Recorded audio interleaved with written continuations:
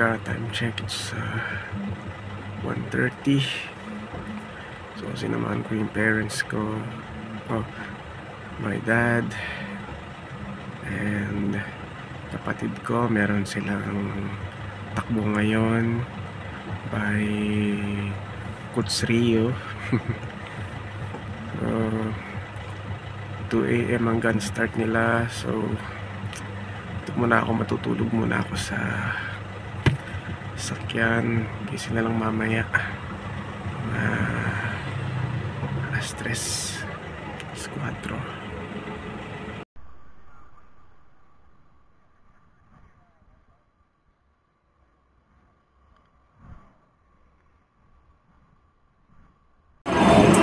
So, good morning dito tayo sa Jollibee. So, nagsaka tayo ng ride sa today.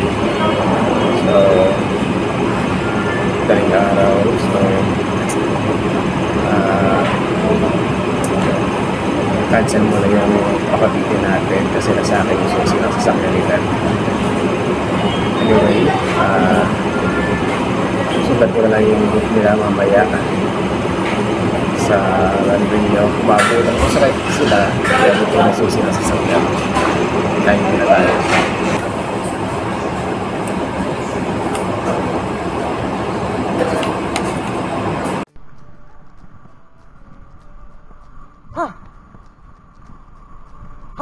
So, time check, it's past 5 AM. So, nakasabay ko na yung mga 5-kilometer runners, ito yung mga nagko-fun run. And supposedly, ang ride out ko is 4:30 AM. Pero tumambay muna ako doon sa venue kung saan ginaganap yung fun run. Okay, sumilip muna ako doon at nag-CR. Anyway, so tuloy tayo. So puntahan natin yung shortcut papuntang Cavite, Batangas at Tagaytay or Laguna. So let's go.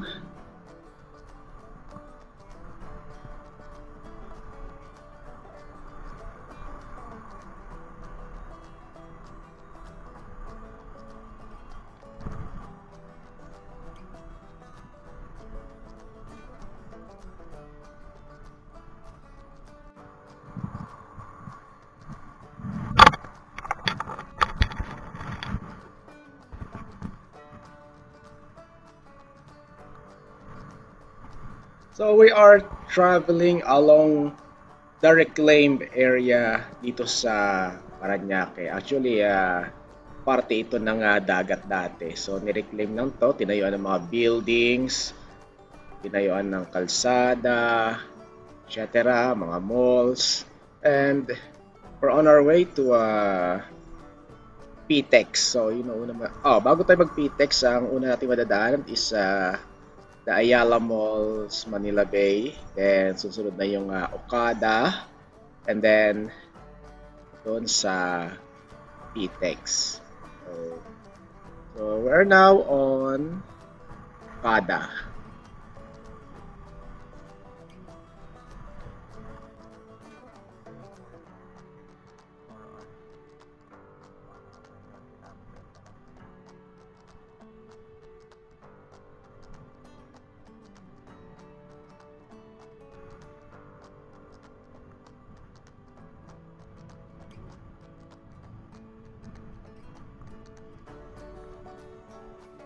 So, ang daming mga bakod dito sa dinadaanan ko. Probably, tatayuan to ng mga buildings like hotel, business establishment. Okay, we have malls, also casino and condo. Alright, parang magiging parang Ortigas or BGC itong area na to. So, sure baka maging mahal yung dito, lupa dito. Anyway, so malapit na tayo sa PTEX. Nakalagpas na tayo dito doon sa Okada.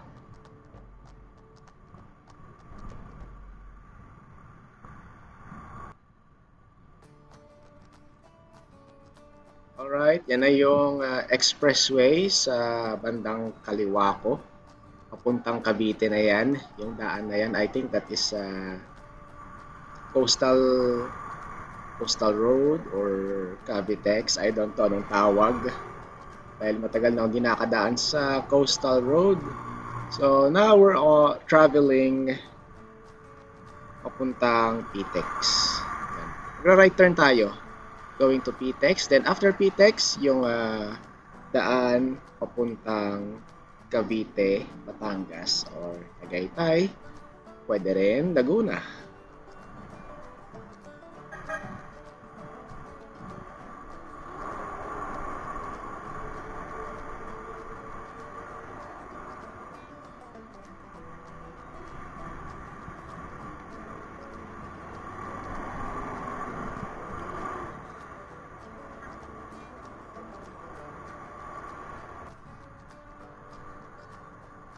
Dito sa area na to medyo mapanghi. Anyway, dito sa right side ko, may mga kainan din pala dito. Sayang, dapat dito na lang kumain. May mga inihaw dito. Ngayon na chicken. Meron din yatang bulalo. Meron din Batangas Lomi. I think. Okay? So, siguro sa mga next event, daan ako dito.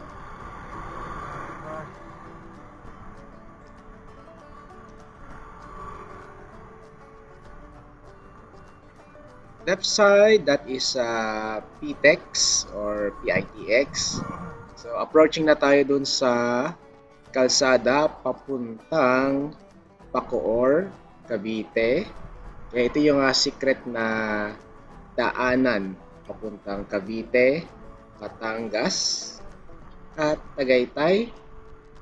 Pwede ka rin makarating sa Laguna, particularly in Canlubang. So, ayan, may mga motor na dumadaan. So, ang allowed lang na dumaan dito is mga motorcycle at bicycle. Ewan ko lang yung mga e-bike kung pwede rin sila dito.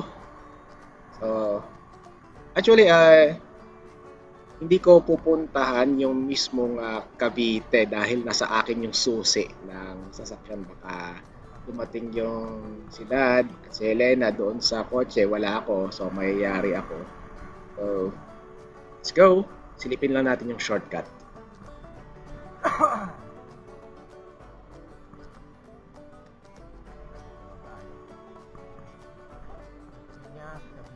Alright, nandito na tayo sa Secret Passage going to Calabarzon. Ayan. Left turn going to Cavite.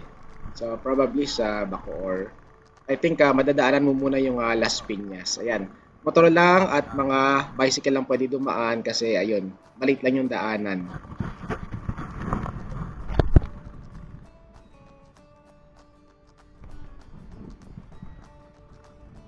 So that's Manila Bay.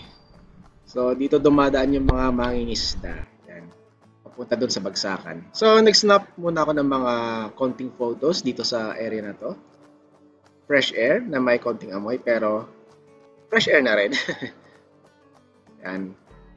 Masarap ang simoy ng hangin dito. So after picture, balik na tayo. Baka nandun na yung si Dad at si Helena sa kotse, I think.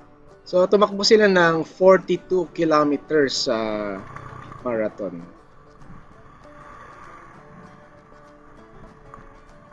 Okay, balik na tayo sa MOA grounds. So, nadaanan ko yung Pitex. So, pag dadaan ka doon, you need to be extra careful, lalo na maraming lumalabas at pumapasok na bus. At sa gilid, may mga nakaharang na bus din. So, 4 times alert ka dapat sa paligid mo. Right? So, kasi minsan may time nagigitna ka. Okay, paano to? So, ngayon, on the way na tayo sa MOA grounds. And then, okay, nandito na tayo sa MOA. Mag-laps muna tayo kahit saglit. I'm not sure kung nandun na si Dad at Helena sa sasakyan. So, ikot muna. sa morning grind.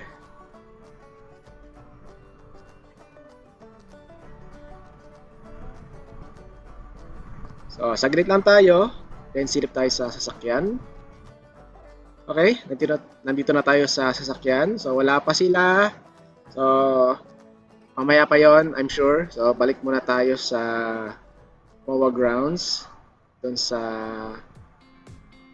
mag-loop muna tayo.